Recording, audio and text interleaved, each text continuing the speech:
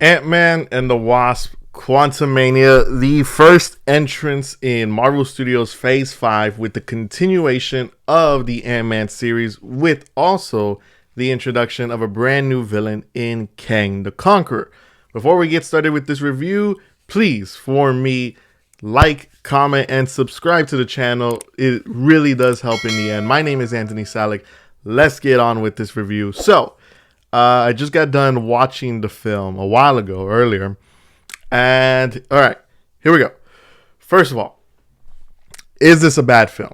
Because I feel like with everything that's been going around with this film and with everything that's been happening with the reviews, the critics, the opinions of this movie, now, again, this is my review. It's my opinion. You're entitled to your own opinion. Every movie is subject to their own opinion. So, film can be criticized good or bad. Art is subjective.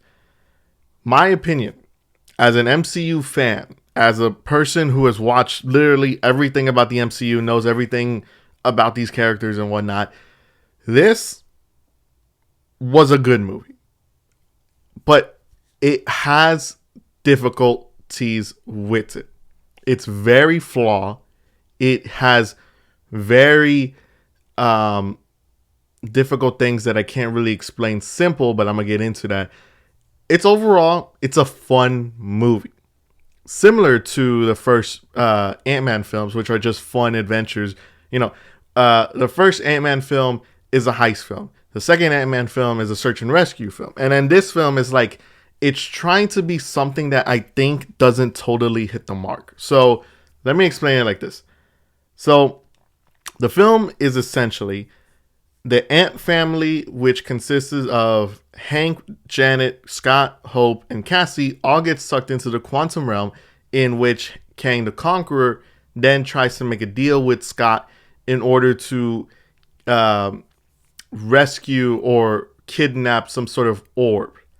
And throughout this whole movie, we learn sort of the origins, and we sort of learn the history of the quantum realm, what it exactly consists of, and we sort of see basically how the quantum realm is basically this different universe with its own civilization and its own different unique people.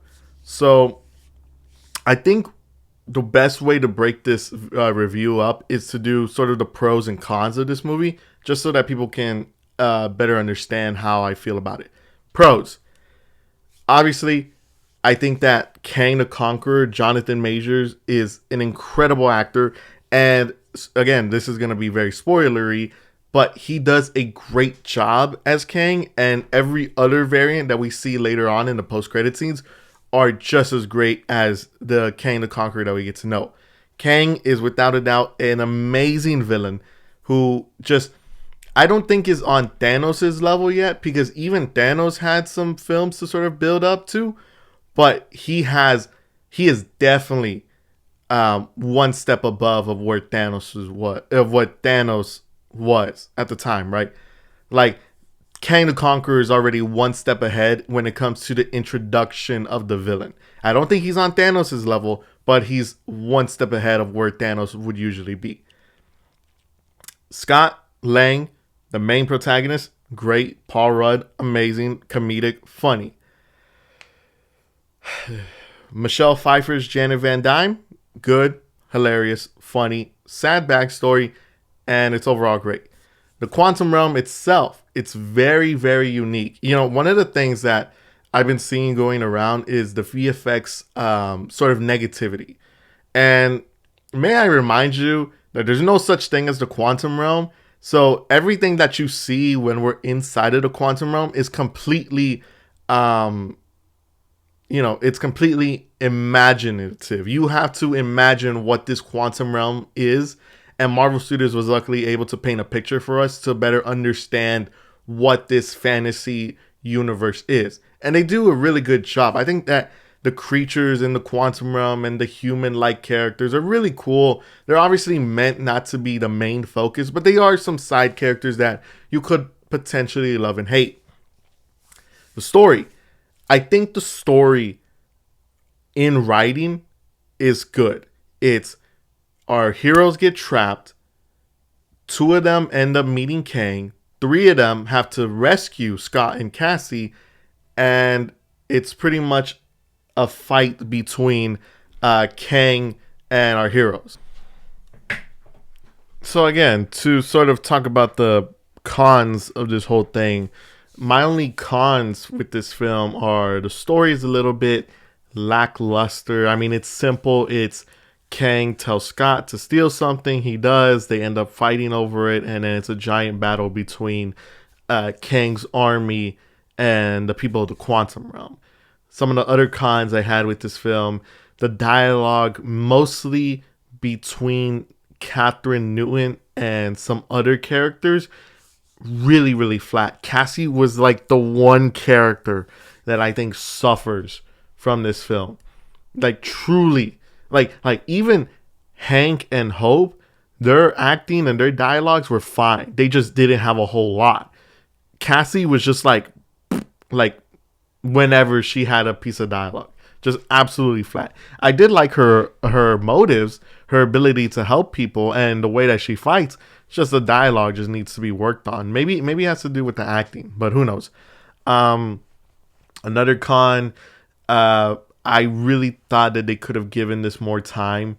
Honestly, I don't know what it is with Marvel movies always being half good and half bad with the timing of their films, but 2 hours isn't enough. You could have given a whole another 15 minutes to this film and dedicated to like maybe Hank and Hope and giving them a little bit more motives in this film.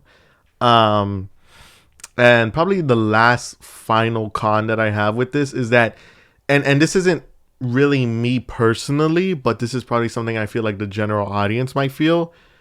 It's way too much for the average fan to consume. When I was watching this movie, I had no problem with it. I understood everything. I understood, the history, the motives, the comic Easter eggs. I understood all of that. But to a regular average MCU fan, they might be lost and confused. They talk about, the multiverse, but it's like, okay, well, how did this whole multiverse even get started? Well, Doctor Strange kind of gave you some, and Spider-Man did, and Loki really explains it, but that's a show. They really did a whole lot of telling you stuff, and if you aren't caught up with some of the shows and some of the other films, you're going to be very lost while watching this one. um the whole thing about being the whole thing about Kang conquering other places and now coming to try to get 616 universe, it might be confusing to some people. And again, another thing that I want to say is that I do think that this film is going to improve over time, especially when we get things like Loki season 2 and Kang Dynasty. I think that this film is going to be very crucial and very important later on. But when it comes to my overall thoughts on the film, I think I can simplify it like this. Ant-Man and the Wasp: Quantumania is a movie that loses the foundation of the previous Ant-Man films while trying to be the building blocks of the next Avengers films. And I think that is basically what's wrong with this movie. It's not a complete Ant-Man film, and it's not a total Avengers level threat film. Kang is taken out by Ant-Man and the Wasp. So when we see him again later on down the line, you might think to yourself, well, then maybe all of the heroes should be able to take him out. That right there could leave a sort of questionable taste in people's minds.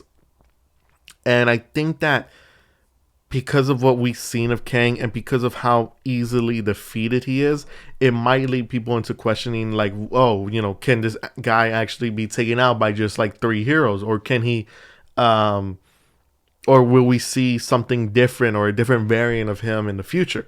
Who knows?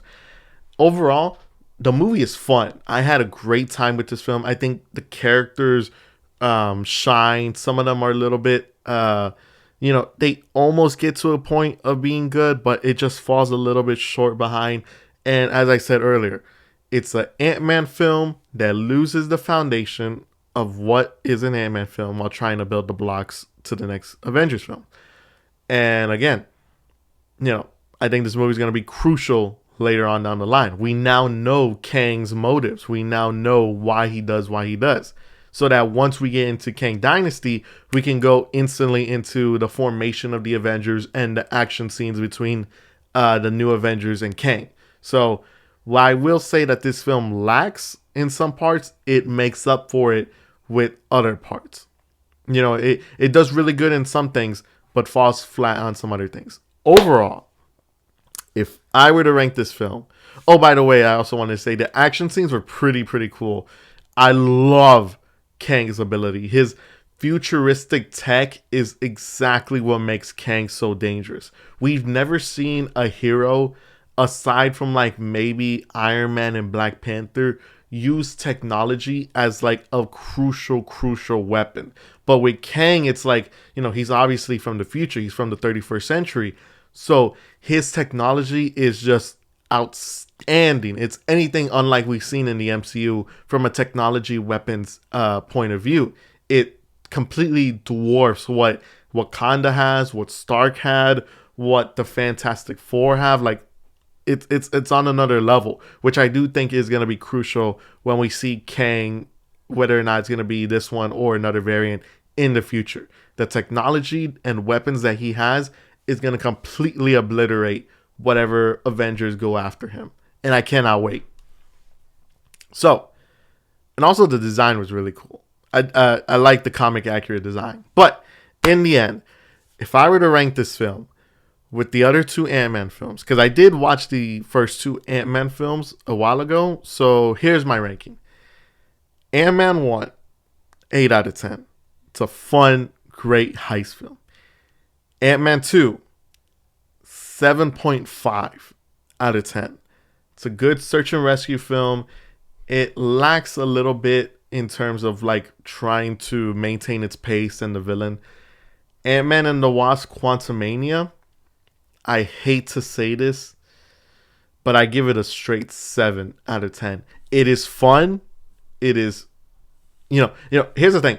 I would honestly give this film an 8 out of 10, but I know that the general audience isn't going to agree, but I don't feel like this film is as bad as people think. This is a film that is honestly going to be very divided, and it could be due to people's expectations and the marketing of the way Marvel has handled this movie, the way that it's been marketed, which I do want to make a video maybe sometime in the future explaining why Phase 4 and this movie have been suffering a lot. And it really has to do between the relationship between Marvel and its fans. But that's for another day. Honestly, I'm going to give this movie a 7. I think it's going to improve as we get later with more entries and more films. But as of right now, this is a 7. It's fun. It's great. The characters are awesome. Kang is incredible. I do have some slight issues with it, but it doesn't mean that it's a bad film. This is a good, fun film. Great for the family. Great for the kids. Great for the MCU. But overall, it's a 7 out of 10. And that's my final score. If you guys did enjoy this video, be sure to leave a like, comment, and subscribe. It really does help out. Sorry if I haven't been making enough videos. I've been doing a whole lot of things between work and sort of learning other things through I just been learning a lot behind the scenes. So I'm going to be trying to make more films. I do have a video that I really want to do, especially after watching Phase 5 or watching this movie. Because after watching this movie, when I was in my car driving home, I noticed something. That I noticed a pattern between the Phase 4 movies and this one that I think I have to make a video on it, because it can explain why Phase 4 has been so wonky and so messed up. But I'll save that for later. Maybe we'll do it in the next couple of weeks. But either way, thank you guys for listening. My name is Anthony Salic, and I will see you all next time. Peace.